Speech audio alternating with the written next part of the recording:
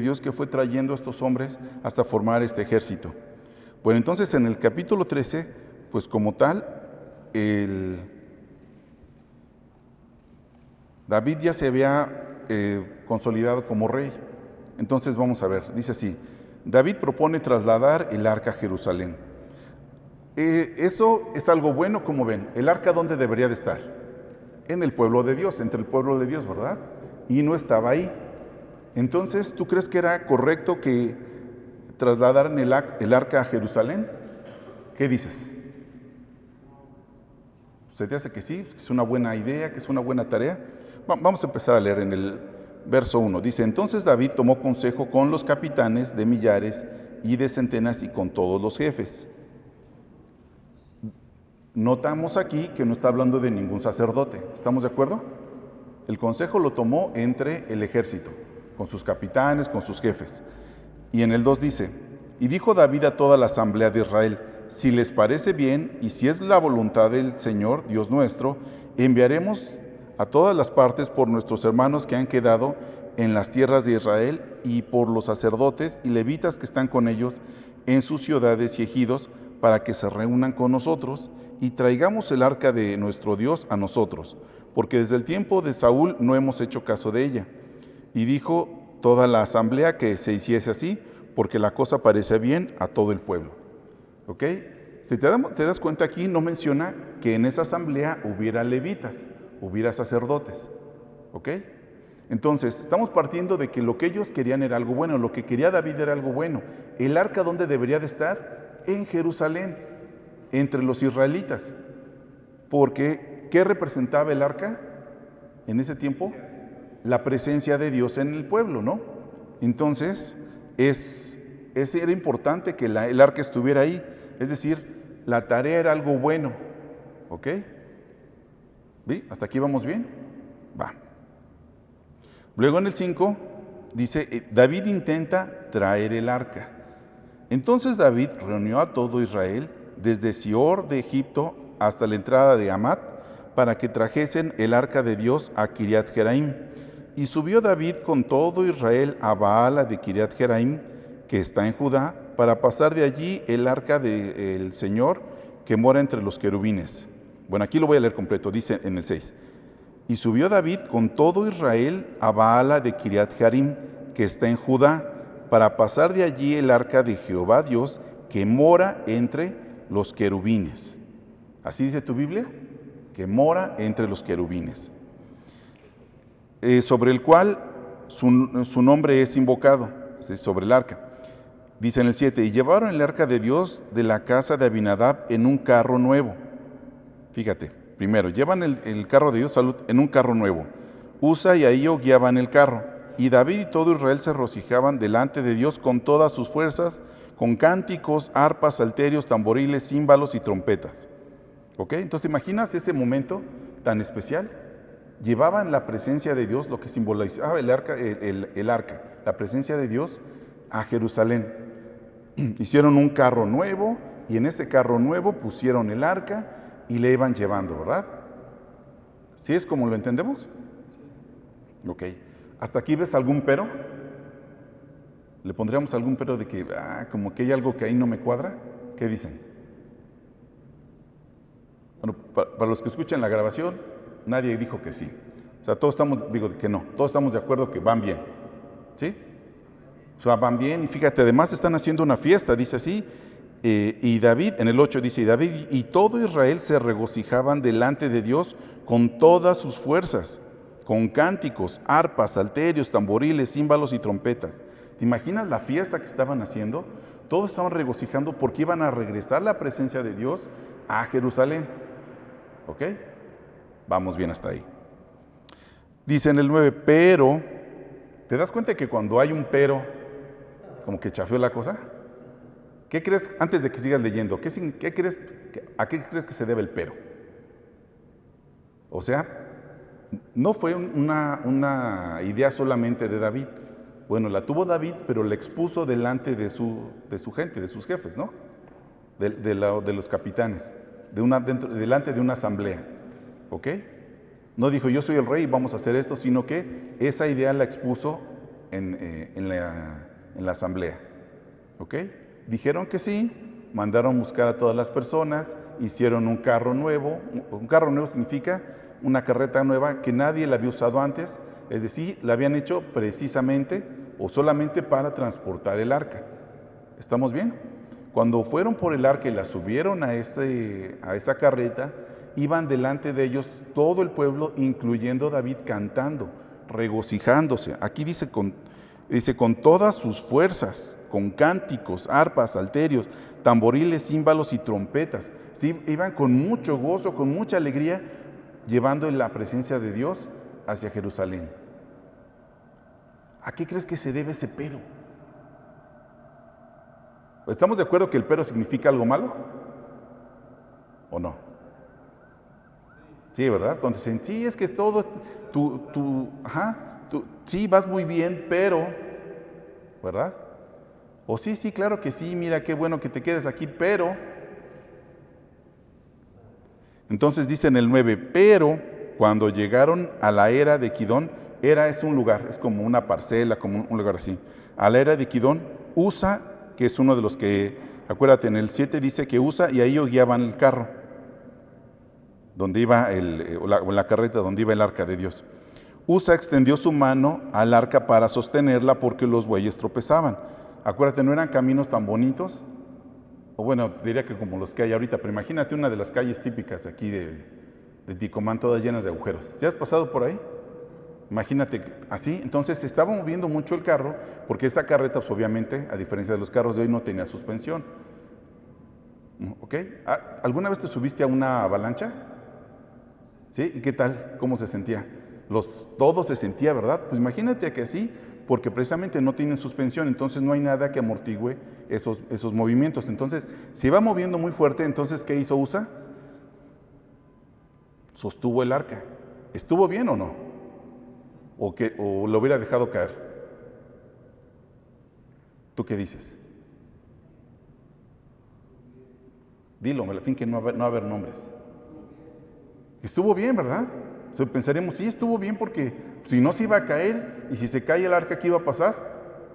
Se iba a romper, ¿verdad? Entonces, eso no lo querían. Entonces, él la tuvo que sostener y dice, Usa extendió su mano, el continuo en el 9, su mano al arca para sostenerla porque los bueyes tropezaban. Dice en el 10, y el furor de Dios se encendió contra Usa, no contra los bueyes que tropezaban, sino contra Usa, y lo hirió porque había extendido su mano al arca y murió allí delante de Dios. Y en el 11 dice, y David tuvo pesar porque el Señor había quebrantado a Usa, por lo que le llamó a aquel lugar Pérez Usa hasta hoy. Y David temió a Dios aquel día y dijo, ¿cómo he de traer a mi casa el arca de Dios? Y no trajo David el arca a su casa en la ciudad de David, sino que la llevó a casa de Obed-Edom Geteo, y el arca de Dios estuvo con la familia de Obed-Edom en su casa 3 meses, y bendijo Dios la casa de Obed-Edom y todo lo que tenía. A ver, entonces, ¿qué pasó aquí? ¿Dios fue injusto? ¿Cómo ven?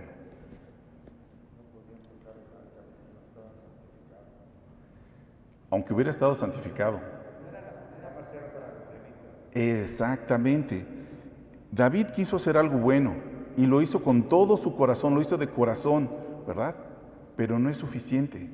Se tienen que hacer las cosas como Dios manda. Y efectivamente el arca no tenía que ser transportada en una carreta, tenía que ser transportada por levitas.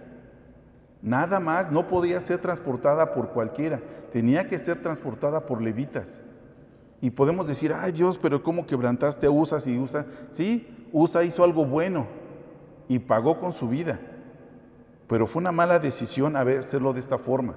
Entonces, David quiso agradar a Dios, porque el arca a Jerusalén era algo que tenía que hacer, era algo importante que tenía que hacer, pero no lo hizo de acuerdo a la voluntad de Dios.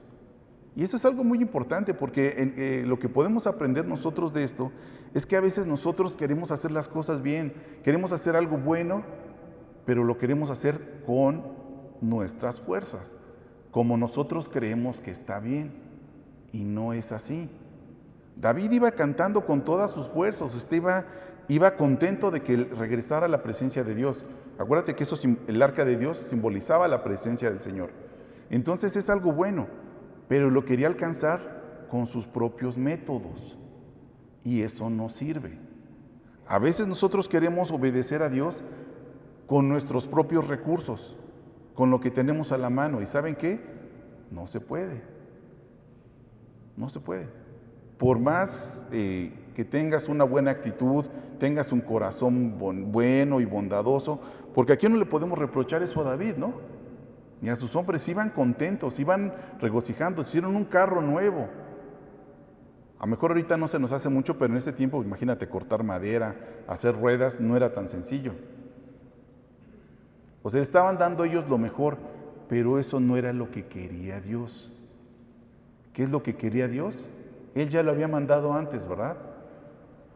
Él ya lo había dicho antes cómo se debía, cuando dijo cómo era el arca, qué tenía que tener el arca, las medidas, de qué tendría, los materiales de que iba a estar hecha, estableció quiénes eran los únicos que podían llevarla. Y no era cualquiera. Ni David, si David hubiera tocado el arca, ¿qué le hubiera pasado? También se hubiera muerto, porque estaba desobedeciendo. Aunque quería hacer algo bueno, lo estaba haciendo como él quería. Y es ahí donde fallamos. Y lo peor de todo es que eso le costó la vida a alguien. Otra vez, lo que David quería era bueno, estamos de acuerdo con eso, pero la manera en la que lo hizo no estuvo bien. Aunque estaba con todo su corazón, pero no lo hizo bien. ¿A quién tenía que haber consultado para empezar? ¿A los jefes de su ejército? A los sacerdotes, a los levitas. A ellos tenía que haber consultado, no consultarlo entre ellos. Si hubiera consultado con los sacerdotes, le hubieran dicho, ok, no necesitamos un carro, necesitamos santificar, necesitamos hacer los ritos de purificación que Dios nos mandó en Levítico para poder nosotros llevar el arca. Y ellos lo hubieran llevado y todo hubiera sido gozo y paz. Pero como quiso hacerlo David, y no tanto que lo haya querido, sino que se le pasó a David, pensemos que se le pasó, porque David era un hombre conforme al corazón de Dios, y no lo hizo a propósito, ¿ok? Simplemente lo hizo como mejor le pareció, y la consecuencia fue que no pudo llegar el arca a Jerusalén, y en el proceso un hombre inocente murió. ¿Estamos de acuerdo que Usa era un hombre inocente? Que lo único que quiso es que no se cayera el arca, y murió. Entonces David tuvo pesar porque Usa era un allegado, alguien que él quería. Usa y Ahío, pues digo, por algo los puso a guiar el carro, no voy a poner a cualquiera. Puso a sus mejores hombres. Entonces, es importante que veamos esto. Lo que nos está enseñando el capítulo 13 de Primera de Crónicas, es que las cosas que queremos hacer de todo corazón, las tenemos que hacer conforme a la voluntad de Dios. ¿Ok? Porque de otra forma lo estamos haciendo conforme a nuestra carne. Y carne no me refiero a las cosas malas, sino a lo que sabemos. ¿Ok? A la experiencia que hemos adquirido en este lugar. Pero Dios mandó algo y se tiene que respetar. Dios no es alguien que pueda tomar al impío por justo. Lo voy a explicar de esta manera. Imagínate por un momento que estamos ahí con Nicodemo. ¿Te acuerdas de Nicodemo cuando Jesús habla con Nicodemo? ¿Sí? Cuando Nicodemo va de noche, ¿Nicodemo quién era? Era un principal, era uno de los principales de los fariseos. A nosotros ahorita lo tomaríamos como alguien como una persona que era muy experta en su área, ¿no? ¿Ok? Y le dice Jesús, oye, sabemos que vienes de Dios, porque nadie hace las cosas que tú haces si no viene de Dios.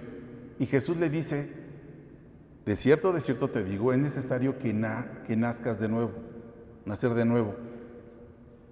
Y entonces Nicodemo, que era un principal de los fariseos, alguien de los que más sabía, un intelectual del grupo de intelectuales era de los de renombre, le dijo: no creo que sea posible que yo regrese al vientre de mi madre y nazca por segunda vez.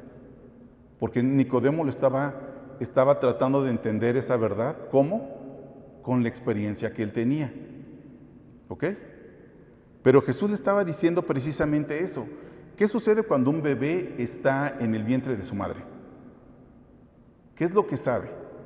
¿Cómo es la vida de un bebé en el vientre de su madre? Tiene que comer, no siente hambre, no siente frío, no siente calor. ¿Qué otra cosa? No tiene que ir al baño. ¿Qué más? Todo está oscuro, todo está relajado, ¿verdad? ¿Y qué sucede? Entonces, digamos que el bebé, antes de nacer, haya adquirido todo ese tiempo que estuvo en el vientre de la madre, adquirió ciertas habilidades, ¿no? ¿Ok? ¿Sí? Porque es un ser inteligente ya. Pero nace el bebé, naturalmente nace el bebé, ¿y qué hay acá afuera? Algo de lo que aprendió antes le sirve para la vida que conocemos acá afuera. Ay, por favor, contéstenme sí o no, pues, todos saben.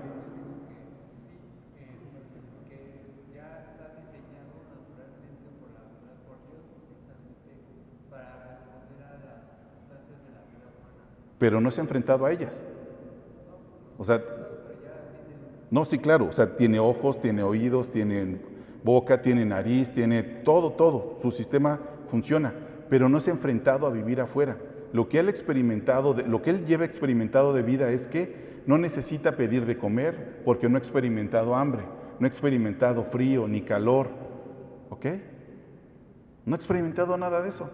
Entonces, cuando nace, lo que conoce no le sirve para nada ahora que está acá afuera. Porque ahora ya que le cortaron el cordón, se tiene que alimentar ¿por dónde? Por la boca. Ya siente frío, ya siente calor y empieza a usar los ojos, algo que nunca había usado. Entonces, cuando Jesús nos dice que necesitamos nacer de nuevo, significa que lo que conocemos y sabemos hasta el día de hoy nos sirve para aquí, pero para las cosas espirituales no. Entonces, imagínate un bebé que pudiera hablar bien y dijera: no, ¿sabes qué? Una mamila, ¿qué te pasa? No, yo me alimento por el ombligo. Yo quiero que me alimenten por el ombligo porque así es como aprendí. ¿Te imaginas? ¿Se podría?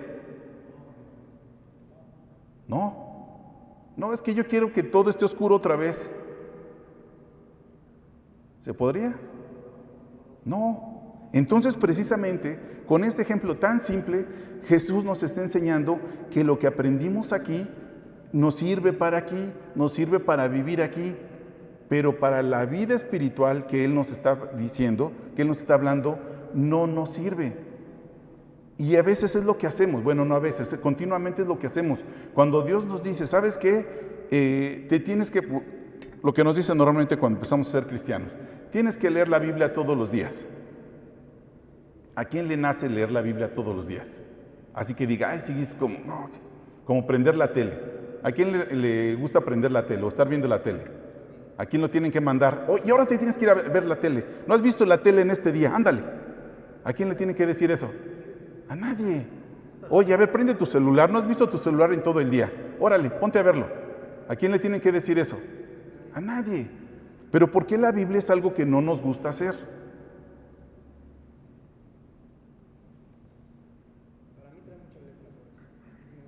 Porque no estamos acostumbrados a leer, y los que sí leemos, pues empezamos a leer, no le entendemos y nos da sueño, y así, ¿no?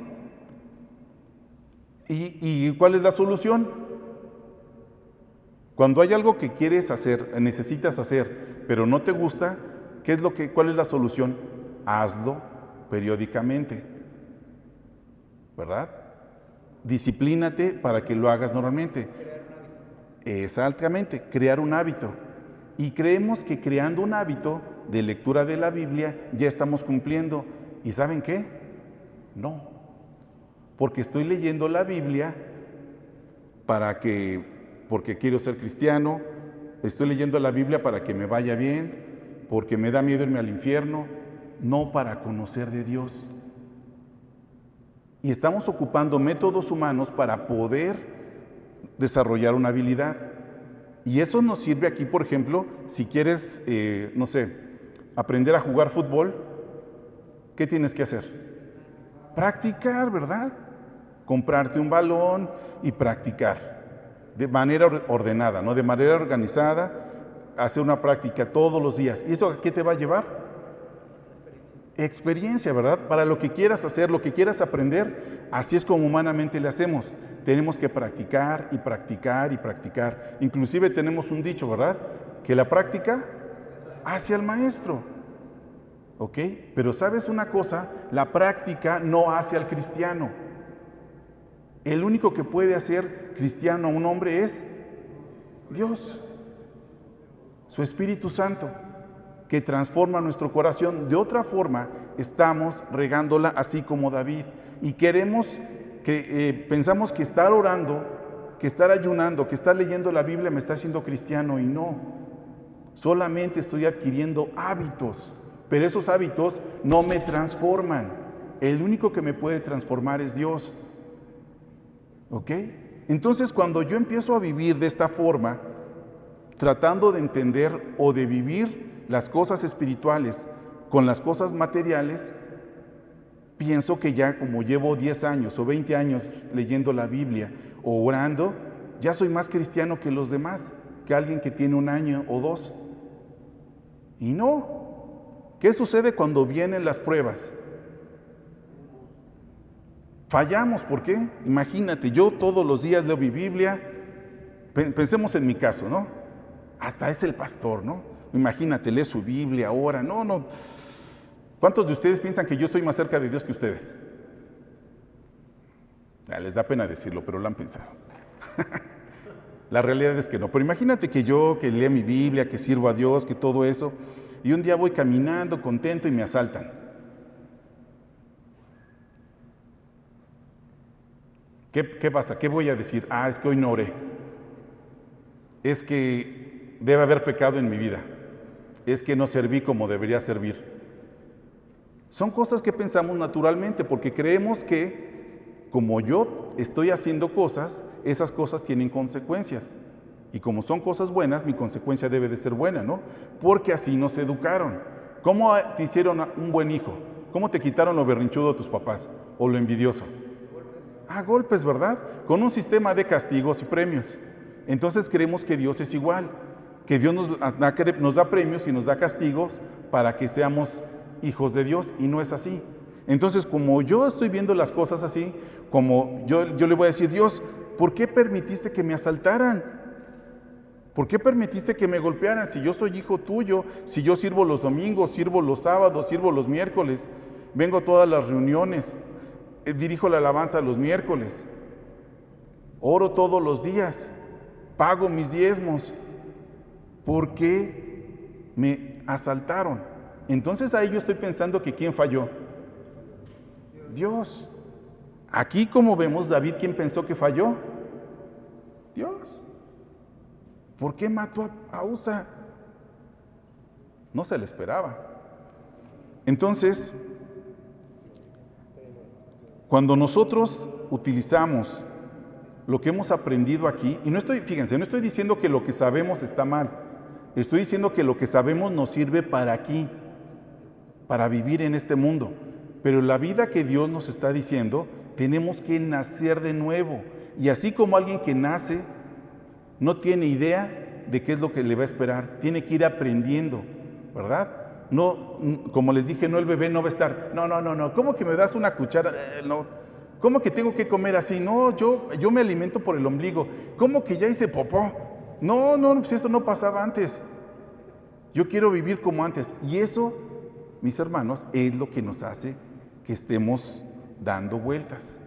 Eso nos hace que no avancemos, que no haya una transformación en nuestra vida y que sigamos con las mismas cosas año tras año, vez tras vez. Porque si no me lo preguntan, si no lo preguntan, ahorita que dijimos, imagínate, por un momento baja un ángel y nos dice, a ver, ¿sabes lo que estás haciendo mal en tu vida? ¿Cuántos levantaríamos la mano? Diríamos que sí, sé lo que estoy haciendo mal. ¿Quién diría?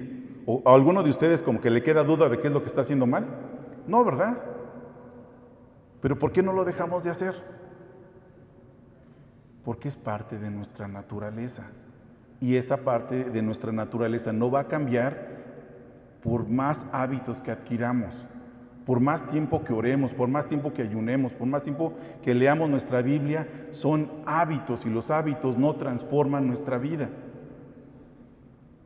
¿Ok? Eso es algo muy importante que tenemos que entender. Si realmente queremos que Dios, que haya un cambio en nosotros, tenemos que ir y decirle, Dios, no sé cómo es vivir la vida que tú me dices. No lo sé. No sé cómo dejar de pecar. No sé cómo perdonar. No sé cómo dejar de ser envidioso. No lo sé. Te pido que me ayudes, porque estoy consciente que se trata de algo mucho más allá que de una habilidad, que de una costumbre. Porque si no nos va a pasar exactamente lo que sucedió aquí con David. David quería algo bueno. ¿Tú quieres algo bueno para tu vida? Lo que es verdad que sí. ¿Y lo has hecho? Hemos hecho lo posible por hacer cosas buenas en nuestra vida. ¿Y cuál es el resultado? Henos aquí. Aquí estamos. ¿Por qué? Porque lo que hicimos fue como lo que le sucedió a David. ¿Llevó el arca a Jerusalén? No. Y no fuera porque Dios es malo. Mira, la casa de Obed-Edom Geteo, vamos a dejar eso de tarea. Investiga quién es Obed-Edom. A ver si es la mejor persona, si es ajá. Si a la persona dice en el 13, al final del 13 dice, y no trajo David el arca a su casa en la ciudad de David, sino que la llevó a casa de Obed-Edom Geteo. ¿Geteo significa que era israelita? Bueno, Obed-Edom dice, y el arca de Dios estuvo con la familia de Obed-Edom en su casa 3 meses, y bendijo Dios la casa de Obed-Edom y todo lo que tenía. Dios no es el problema, no es que Dios nos esté fallando, es que nosotros estamos haciendo las cosas mal. Queremos entender la vida espiritual con lo que aprendimos aquí naturalmente, y eso no se puede. Así como un bebé que antes de nacer todo ese conocimiento que adquirió no le sirve acá afuera, a nosotros tampoco nos sirve lo que hemos aprendido aquí para entender las verdades eternas espirituales. No nos sirve. Lo único que tenemos, la única forma es a través de Dios.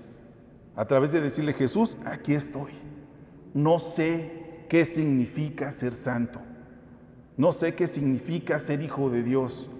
Me dejaste tu ejemplo aquí en la Biblia, pero no sé cómo llegar a ser como tú. Y sí quiero, pero no puedo, no sé. Lo que he tratado de hacer, lo que he hecho, lo he hecho de todo corazón. Algunas cosas no las hemos hecho de todo corazón, pero yo sé que algunas sí las hemos hecho de todo corazón. Decimos, Señor, estoy mal en esto y ya no quiero, y te arrepientes y de todo tu corazón quieres cambiar y no cambias. Y no cambiamos. ¿Por qué?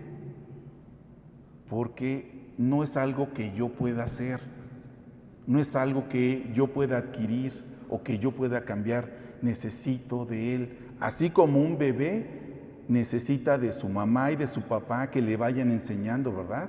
Que le vayan enseñando a caminar, a hablar, a comer, ¿verdad? Así nosotros, de esa manera dependemos nosotros de Dios. ¿Cómo queremos vivir la vida de Dios si ninguno de nosotros sabe qué significa eso? Lo necesitamos a Él todo el tiempo. A veces te digo, leemos algo y creemos entenderlo, así como David creyó entender cómo se tenía que traer el arca. Y el resultado siempre va a ser lo contrario. Y lo peor de todo, que no nada más nos afecta a nosotros, afecta a otras personas. Usa solamente estaba obedeciendo. David le dijo, tú y tú van a llevar el carro, y Usa fue lo que hizo. Y por eso murió. Y lo mismo con nosotros.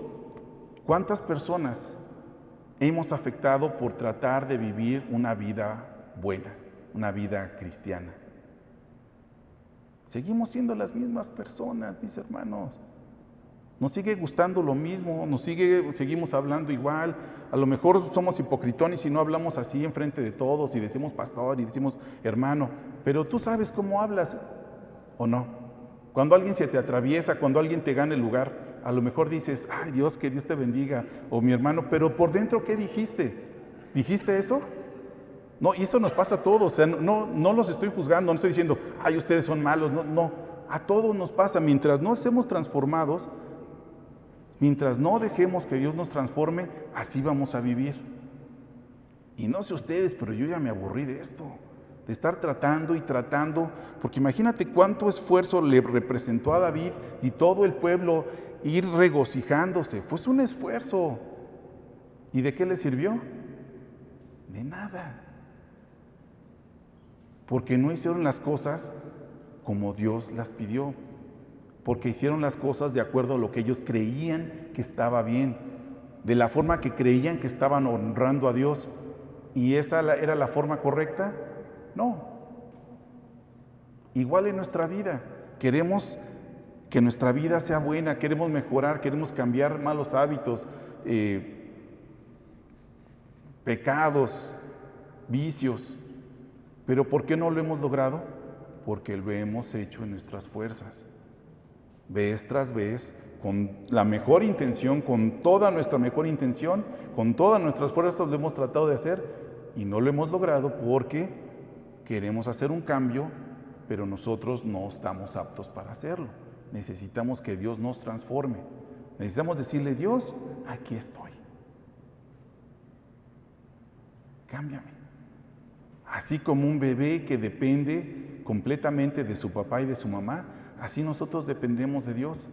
A veces no lo queremos reconocer porque pues ya somos grandes, ¿no? Pues ¿cómo? Pero así dependemos de Dios porque la vida que nos está pidiendo Dios, la vida espiritual, el nuevo nacimiento es algo que no tenemos idea. Nadie de nosotros la ha vivido antes.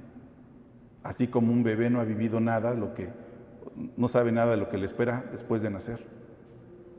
Entonces seamos conscientes de eso, porque ese es el mensaje de Dios para nosotros el día de hoy. Hay que voltear a verlo a Él y decirle, Señor, aquí estoy. Estoy consciente de que el cambio que me pides, yo no lo puedo hacer. Veo en la Biblia las cosas que tengo que hacer, que tengo que ser un reflejo de tu Hijo, pero no tengo idea de cómo se hace. Pero quiero hacerlo. Aquí estoy. Ayúdame. Y Dios, de esa manera, le estamos dando nosotros a Dios la forma para que Él nos vaya ayudando, nos vaya transformando. Y ya nuestra naturaleza sea diferente. De otra manera, va a pasar un año y va a pasar otro año y vamos a seguir exactamente igual. Y sí, estamos contentos y caemos y nos sentimos mal y nos avergonzamos y empezamos otra vez, se nos empieza a pasar la pena, el remordimiento y otra vez volvemos con Dios, empezamos a subir y ¿qué va a pasar? Vamos a volver a caer. ¿Por qué? Porque esa transformación no la podemos lograr nosotros, tiene que ser Dios. ¿Okay? ¿Alguna pregunta? No. La palabra de Dios es muy sencilla. Es muy fácil de entender cuando uno quiere. Entonces, yo sé que este mensaje te llegó a ti. Y para terminar, vamos a orar, ¿ok? Pero Dios es un Dios individual, acuérdate. Entonces, yo voy a orar, pero pues tú dile a Dios. Dios, yo sé que Dios te ha revelado a ti, Dios ha puesto en tu corazón en qué cosas estás fallando y qué cosas necesitas cambiar. Es momento de decirle, Dios, aquí estoy, pero yo no puedo, ayúdame. Entonces yo voy a orar, pero te pido que tú ores, porque esto es algo entre Dios y tú, entre Dios y cada uno de nosotros. ¿Ok? Entonces, si quieres cerrar tus ojos, está bien, si no, también está bien. Lo importante es que le digas a Dios esto. Padre, te agradecemos esta palabra que tú has traído para nosotros, Señor. Con esto podemos ver, Señor, que tú estás interesado en nuestras vidas, Señor, que tú estás interesado en que cambiemos, en que no sigamos igual, Señor, sino que realmente avancemos. Yo reconozco, Señor, que no puedo. No puedo vivir la vida que tú me pides porque ni siquiera sé cómo es la vida que tú quieres que yo tenga. Te pido que tú me ayudes, Señor. Yo sé que tú quieres la disposición y aquí estoy, Señor, dispuesto a que me transformes, Señor. Estoy aquí pidiéndote que tú seas el que me transformes, porque yo reconozco que no puedo hacer ningún cambio en mí, porque el cambio que tú quieres es en el corazón, Señor, y eso yo no lo puedo hacer. Yo te pido, Dios, que tú transformes nuestras vidas, Señor, transformes nuestro corazón, y que cada día, Señor, pueda parecerme más a ti, no solamente por las cosas que llego a querer hacer o que quiero saber, sino porque realmente tú has estado transformando mi corazón. Te doy gracias, Padre, y te pido que esta palabra, Señor, no se me olvide, que esta palabra no sea algo que sea pasajero, Señor, sino que por el contrario la tenga presente todos los días de mi vida, Señor. Te doy gracias, Padre, porque tu amor y tu fidelidad, tu misericordia están con nosotros, con cada uno de nosotros, Padre. Te lo agradecemos en el nombre de Jesús. Amén.